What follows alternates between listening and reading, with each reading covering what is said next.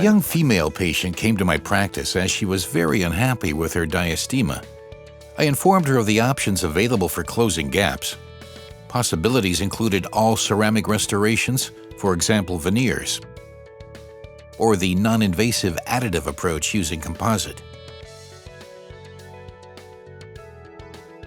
The decision was clearly in favor of non-invasive therapy, in other words, for direct closure of the gap using composite. I chose Venus Pearl as this material adapts perfectly to the natural shade situation and is equally as easy to process.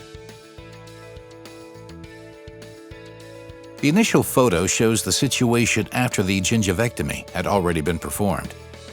As the teeth appeared to be very short, crown lengthening was carried out in order to achieve proportions more ideally suited to closing the gap. The following aims to describe closure of the anterior diastema between both central incisors. The Venus Pearl shade guide was used for shade selection and held directly up against the row of teeth.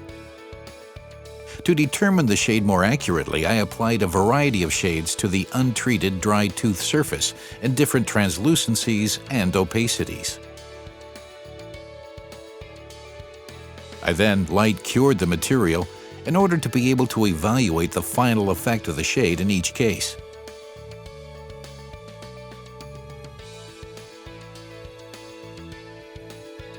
This was followed by fabrication of a mock-up, which I personally consider to be very important.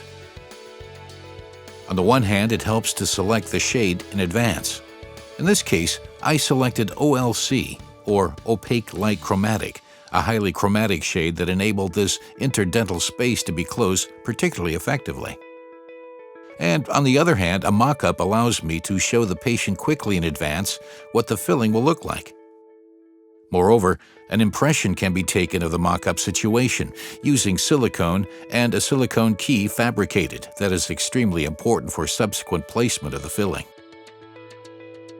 The mock-up was then simply removed. The silicone key, which had been cut to size, was now verified to ensure that it fitted and was seated correctly. It should be seated without any gaps and acts as an aid when modeling the palatal area of the filling. The gingiva was withdrawn using a retraction cord. In this case, I was using a thicker cord, size 1, in order to push back the gingiva more strongly and to achieve better modeling of the emergence profile. In order to optimize the adhesive bond, the surface of the tooth was roughened using an oscillating diamond tool. The adjacent tooth was protected using Teflon tape and tooth 1-1 etched using Ibond etch. Ensure that the interdental areas are properly coated using the brush, including the slightly subgingival region up to the location of the retraction cord. Ibond etch must be left to act for 30 seconds and was then thoroughly rinsed off with water. I then applied the etch and rinse adhesive Ibond Total Etch and allowed it to act for 15 seconds. Air was blown onto the material until an even glossy surface was achieved.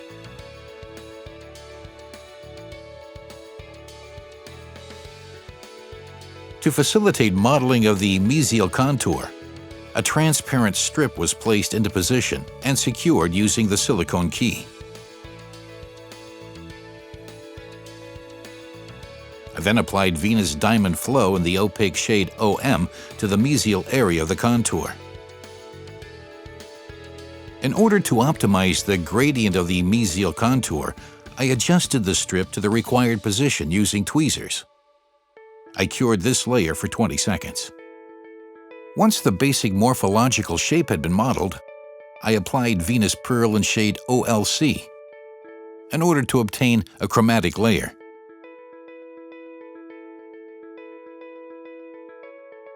After this, I applied Venus Pearl in shade CO in order to replicate the natural opalescence of the tooth.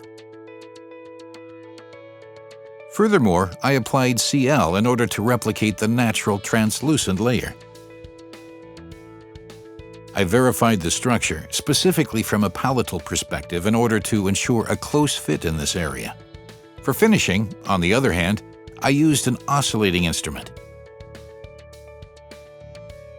The proximal area was finished using polishing strips. For final finishing and polishing, I used the two-step polishing system Venus Supra. For pre-polishing, the pink, and for high-gloss polishing, the gray polishers.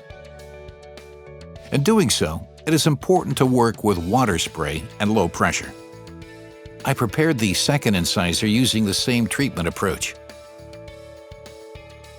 Finally, I removed the cords and verified the protrusion and occlusion, and completed final polishing using Venus Supra. A high-gloss result was achieved that integrates well with the healthy tooth structure, both in terms of shade and morphology.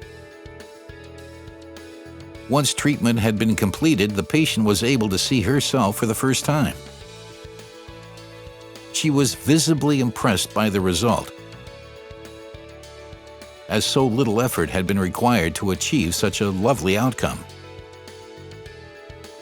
It can thus be confirmed that with the Venus Pearl shade system and systematic layering, highly aesthetic results can be achieved.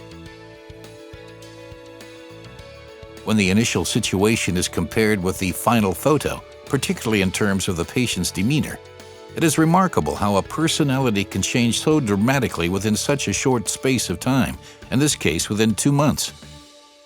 The patient now makes a more positive impression and has grown in confidence.